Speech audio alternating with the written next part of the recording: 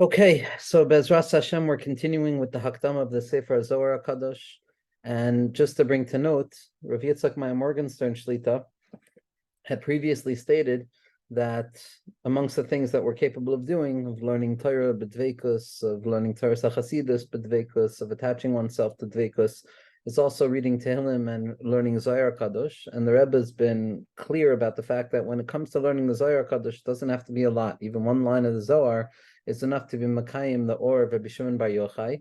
But the Rebbe added that when a person learns the Zohar Kadosh, ultimately what they're doing is they're also opening themselves up to the capability of the book itself showing a person what they need to do.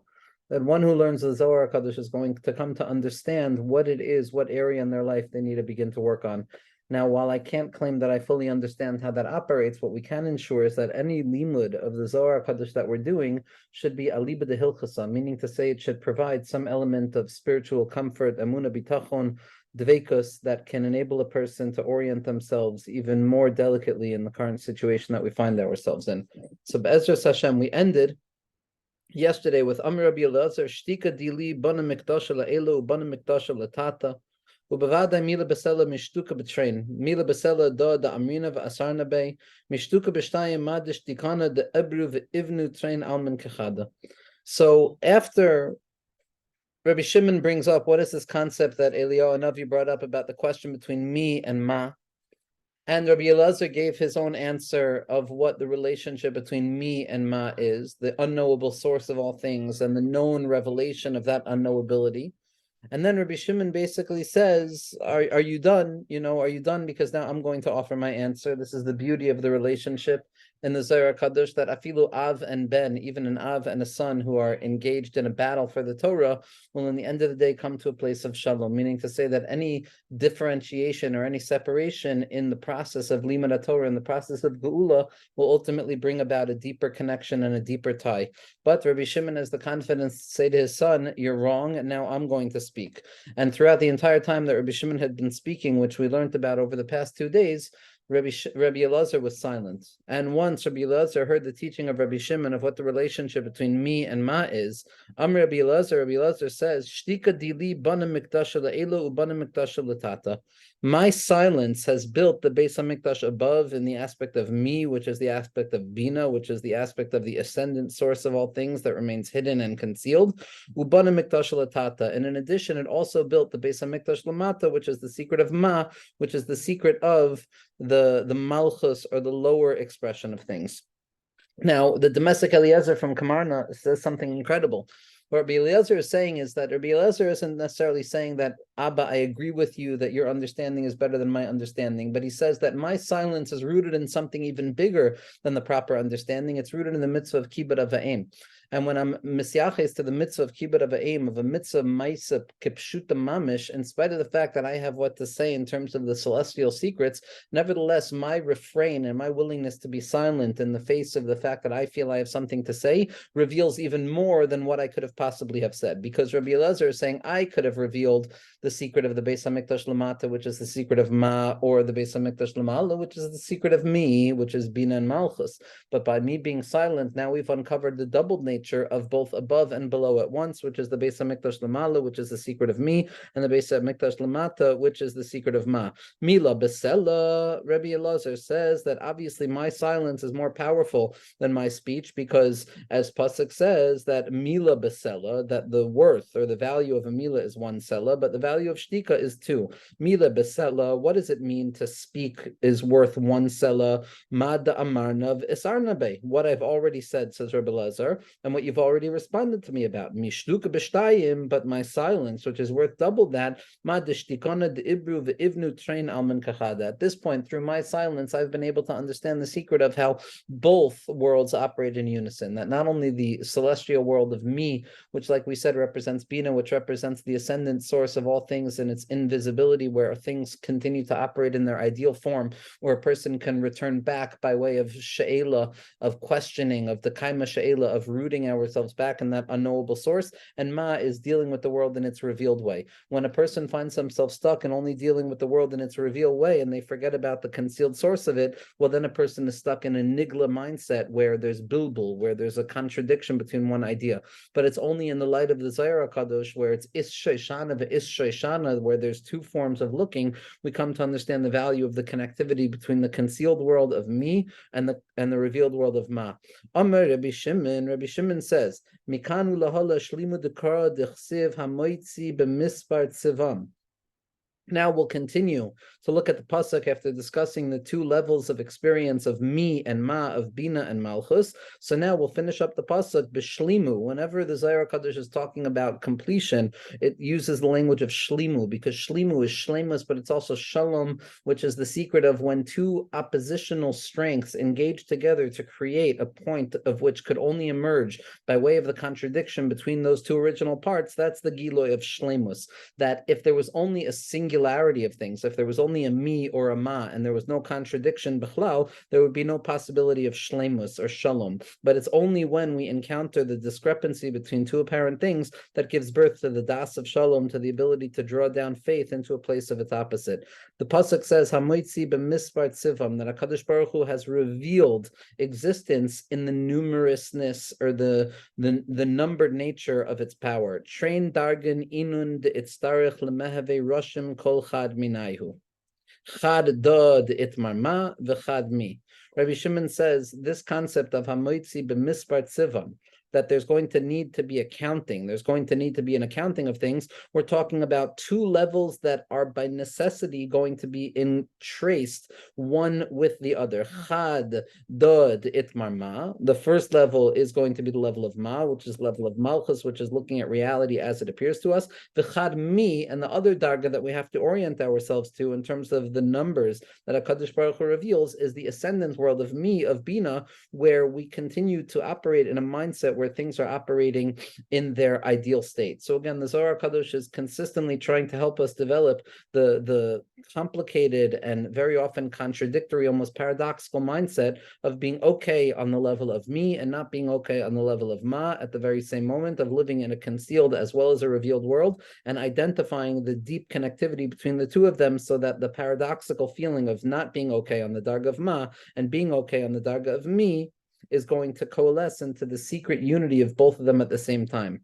Da, ilo, v'da, tata. These two levels of ma and mi, one is ascendant and one is below. Bina, which is mi, that which is concealed, is above, and ma, which is low, which is malchus, that which is lower. Rabbi Shimon is saying that the secret of the mispar, of the numerousness of it, is going to be applied to both levels. Da, ilo, rashim, v'amar, hamoitzi, b'mispar sivam. When we're dealing with the ascendant world, where things operate in their ideality, where there's laws and regulations and things operate in order. So there, when we talk about how great of the revelation it is, which is monitored by the amount of numbers that there are, so the pasuk says, "Hamoitzi b'mispar tzivam." That's going on the world of me. That's going on the revelation of the world of bina.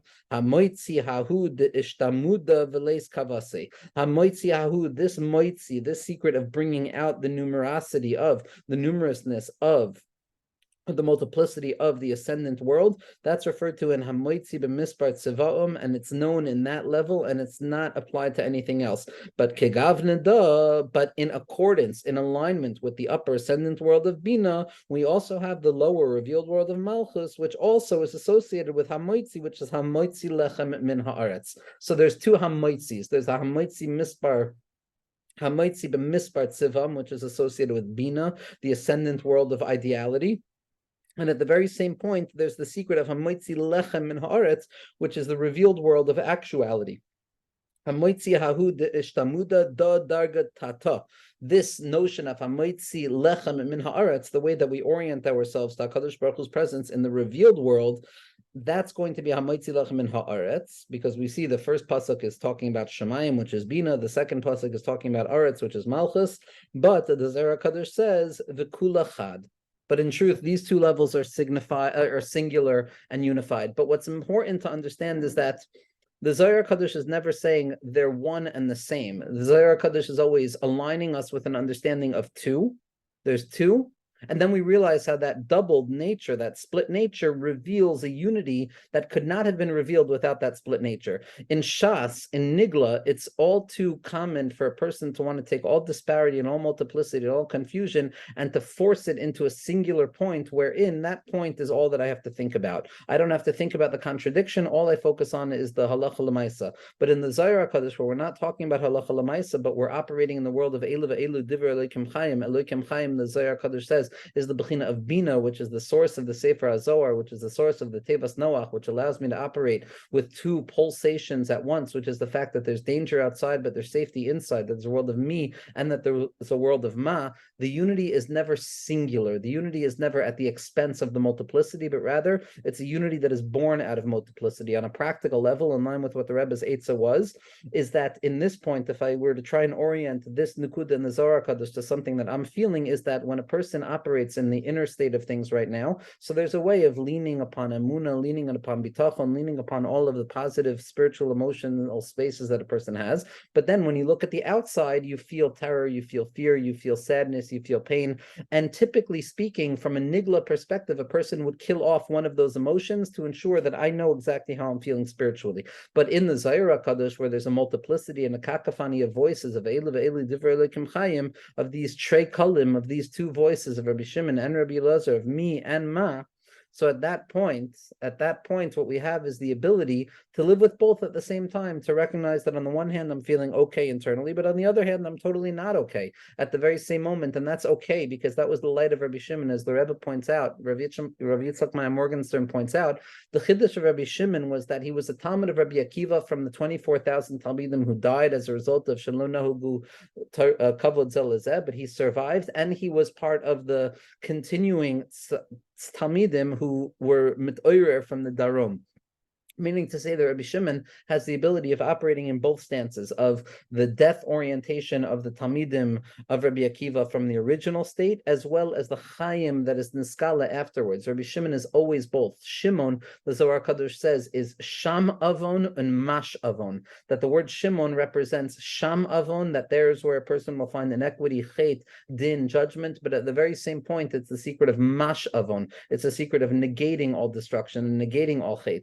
Meaning to say that the Rabbi Shimon has this koyach of taking both hamoitzi b'mispar tziva'um, which is associated with me, as well as hamoitzi lech min haaretz, which is associated with ma, and revealing that they're kulo chad, that all of them in their oppositional state are unified, which gives us permission to live with this disunity at the heart of our unified experience, where it's okay to feel multiple things at the very same time.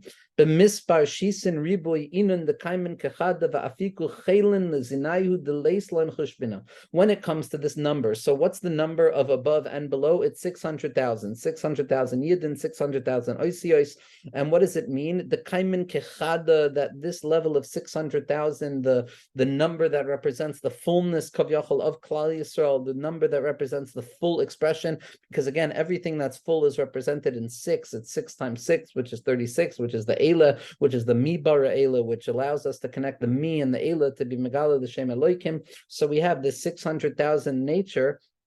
But that 600,000 is not limited in its number, but rather it's a 600,000 that what does the 600,000 do? The mispar shisin rivoy, it's the number of 600,000, inun de kaimen kachada, they operate in unison, va'afiku chaylen lezinayu deleis lechoshbina.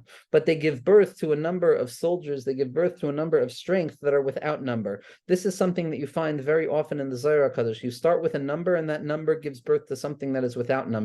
Because again, the level of something that can be numbered is something that's revealed. The notion that something is innumerable is something that is concealed. Very often we conceive of those two perspectives as completely separate from one another with no connectivity between the two of them. But in the Zohar HaKadosh, what we find is a deep unity between the two of them, which is the fact that that which can be measured in number, that which could be mugval, that which is shayach to gvul and mispar and midah, gives birth to that which is without gvul and without mispar and without midah, which is really how HaKadosh Baruch Hu creates the world world b'derech klal. L'kulam bein inun shisin bein kol chaleihun diloin b'shem yikra.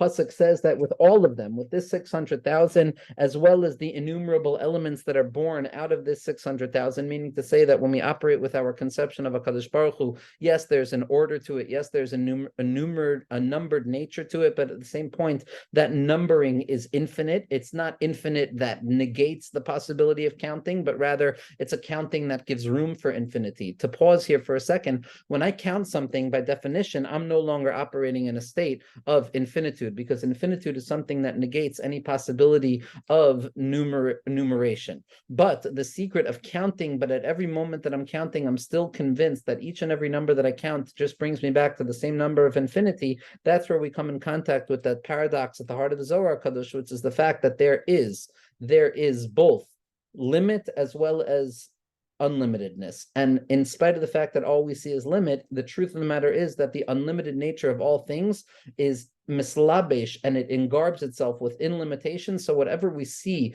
in the revealed world of limitation on the darga of ma, we can rest assured that if we dig deep enough and if we ask enough questions, then we'll come to uncover the unlimited nature of things that exists at the heart of limitation, which is the secret of me. That, as we saw yesterday, the me is mislabesh in ma, bina is mislabesh in malchus, that the infinite is mislabesh in the finite, that the unlimited is mislabesh in the limited, which gives us the ability to look at the limited, but at the very same point hold on to the moichin of that which is unlimited, to look at a world that appears to be terrifying, but at the same point hold on to the secret that everything is okay. So Zak the Zohar Kadosh b'mispar shisin riboy inin dekaimen kachado afiko chaylan lezinayu d'leislu choshvinan lekulam ben inun shisin ben kol chaylan dinhon. Whether we're talking about this 600,000 or all of the infinite iterations that emerge from it, b'shem yikra, they're called out by name, says the pasuk. They're called out by name. Hakadosh Baruch Hu names them. My b'shem yikra. What does it mean to name something? What is Hakadosh Baruch Hu doing when it comes to naming something? Itema dekara loin b'shemo seihon. If you want to claim that they are all called out by their own particular names, meaning to say there are 600,000 kochos with infinite iterations of those kochos, and each of them have their own particular name, and that's what HaKadosh Baruch Hu is doing. So lav hachihu, that's not the case over here. Why? Then if that were the case, then it should say b'shmoy yikra. Each thing is called by its individualized name. B'shem yikra seems to imply that there's a singular name, which is the name of HaKadosh Baruch Hu. Ella bezimna dedargada loy salik b'shma v'ikra mi loy ilid v'loy ofik temirin lezaina that prior to the creation, Ella bezimna de dargada loy salik b'shmei, at the time that the revealed world of Ma, the world of Eila, is not revealed out of that space of the womb of Bina, like we spoke about yesterday, when all that we have is Ikra Mi, all that we have is the higher level of concealment, loy alir v'loy afik tamirin lizaynei, and nothing of the revealed world has yet been revealed. Afagav the kulei have tamirin bay, in spite of the fact that all of them are contained within it. This is what we've spoken about before, that the potentiality of Malchus, the potentiality of the revealed world, it's not that it doesn't exist when all that exists is the concealed world, but rather revelation is contained in a form of pure potentiality within the unlimited, within concealment. And concealment always contains the capacity of revealing itself in spite of the fact that it might not have been revealed yet.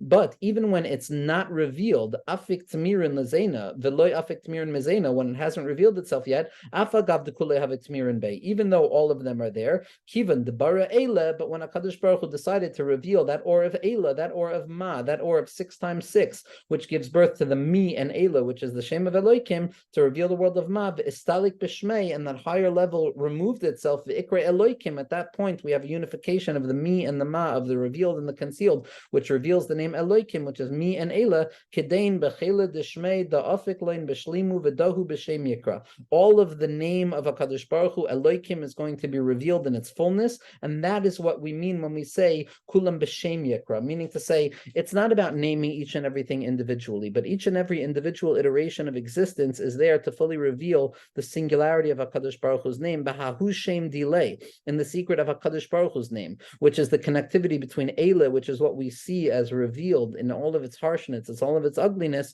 We are able to draw right back up to the secret of Ma, which gives birth to, to draw back up to the light of Mi, which gives birth to Mi Eila, which is Elohim.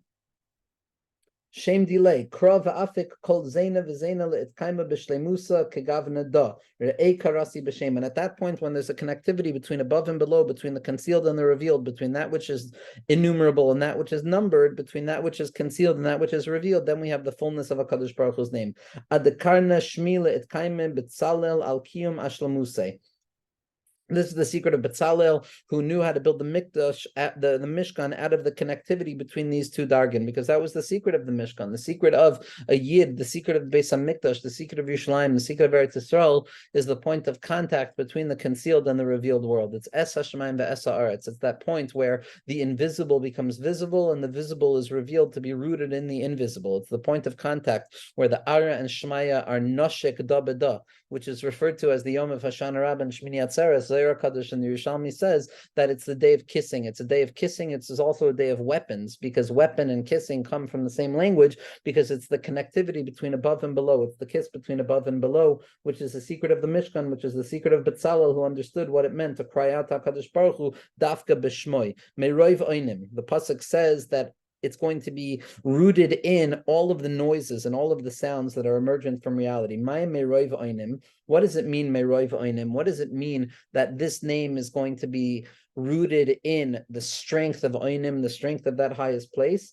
Da Reish Dargin, the Slikube Kol Reusin. This is the loftiest level, all of this revealed level that we're talking about, which is Ma, this concealed level, which we're talking about, which is Me, the level of Bina, the level of Malchus. In truth, all of them are rooted in the loftiest place of Atika, Kadisha, of Keser Elyon, that Makom of Yesh Inyan Sheyis HaPecha Kol, where the osios of Keser and Karis are the same, because we have the ability to take something that looks like Karis and to transform it into a place of Keser. So it's all rooted in that place. Da Reish Dargin. This is the point of the beginning of the entire system, the Slikube, where everything is emergent from, Kol Ru'usin, where all desire is emergent from, Ratzon, V'istalkube, and we have the ability to reach that place, Ba'irich Sasim, only by way of concealment, Va'amitz Koyach, a concealment that continues to allow me to have a strength, and not knowing that allows me to rest assuredly in what I think I might deeply know, in spite of the fact that I don't know it, which is what offers a person comfort, even when comfort is not there.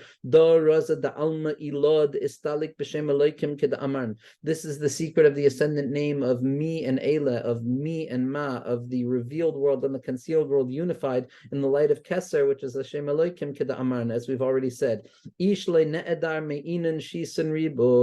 There will not be any individual lacking from this number of 600,000, which represents the fullness of Knesset Yisrael. The Afik Bechela Dishmei, all of these 600,000 expressions of Klal Yisrael are an expression of the strength of HaKadosh Baruch Hu's name. We begin the Ishle Ne'edar. And when we see that in truth, even when it appears that there's loss, even when it appears that there's absence, even when it appears that there's destruction, in spite of that, there's nothing lost and nothing is ne'edar. Even that which is ne'edar is not ne'edar, as Rabbeinu Nachman comes to teach us. Even that which is lost is never lost. Begin the Ishle ne'edar b'chol eser demisu Yisrael v'sanshu b'chayvayu itmain v'lo ye'ader mi'inun. That means that even when it's in a place where there's death that is given over to the Jewish people, or there's a punishment that is given over to the Jewish people, or consequences of their activities, they're still going to be counted and they're not going to be negated from the count. Obviously, this is so profoundly relevant to what we're seeing right now in our lives. We have to believe, number one, is that nothing is lost, nothing is gone. Everything that appears to be gone is still there. But Erech Rashim, it's the secret of Mashiach ben Yosef, whose Misa itself is part and parcel of the process of the redemption itself, to give us the koyach to believe that that which is destroyed is in truth a preparation for that which is being built. And that, in most importantly, because again, like we've said, anything that we're talking about has nothing to do with the Kedoshim and the Tahirim, who our language and our Torah and our Tefillah can never even emerge to the heel of where they're at in Shemayim right now, and the Heichal that they're in. But everything that we're saying in Bahai Safar Yefkin Megalusa is not about those neshamos, those heilige neshamos of Mashiach ben Yosef. It's much more about our neshamos. We have to believe that Ishle Ne'edar applies to us as well, that we have something to do in this tachlis. Begin the ishle ne'edar b'chol eser demisi yisovis anshu b'chavayu. Anytime that there's a punishment or death, loy e'adar minan. A person cannot conceive themselves as being out of this secret, but rather they're included within the secret and the process as well. Shisin riboy afilu chad. We're never going to be lacking from that 600,000, even one iota. Begin lemeheve kula diyuk nechada, because in truth everything is unified in its potentiality as well as its actualization. And in spite of the fact that in the revealed world there seems to be loss, it has to be unified completely with the concealed world, where we come to see that even loss is not true loss. Kamad de ish le ne'edar le'ela, and just as there's no loss above, le ne'edar latata, so too there's no loss below. Be'ezras Hashem, what we're going to begin looking at tomorrow is the next chelek of the Hakdama to the Zohar Kadosh. We become introduced to Rav Hamnuna Saba, the great fish, the Levyasan HaKadosh, the secret of that which operates concealed from air, concealed from ground, concealed from reality, but rather operates hidden within the hidden waters of the mind, the hidden waters of Knesset Yisrael. And we're going to learn about the Aleph Beis that wanted to create the world, but surprisingly and also non-surprisingly, we're not going to see the Aleph Beis in the way of Aleph Beis Gimel Dal, but rather we're going to see it Tav Shin Reish Kuf Tzadi Pei Ayin Samach Nun Men Lamed Chaf Yud Tes Ches Zayin Vav Hey Dalet Gimel Beis Aleph. We're going to see the Aleph Beis in the secret of Tashrak, which is going from the last point back to the beginning, because in the Zohar Kadosh, like we said, it's Targum. We're going from the end back to the beginning. We're trying to reorient ourselves to a place of light from within a place of darkness. And Be'ezras Hashem will enter into the secret of Tashrak, with the tour already brings down in Hilchos Musaf on Rosh Chodesh that the entire concept of Geula, Be'ezras Hashem, is contingent on the secret of Tashrak, of going from the end of something back to the beginning, Be'ezras Hashem.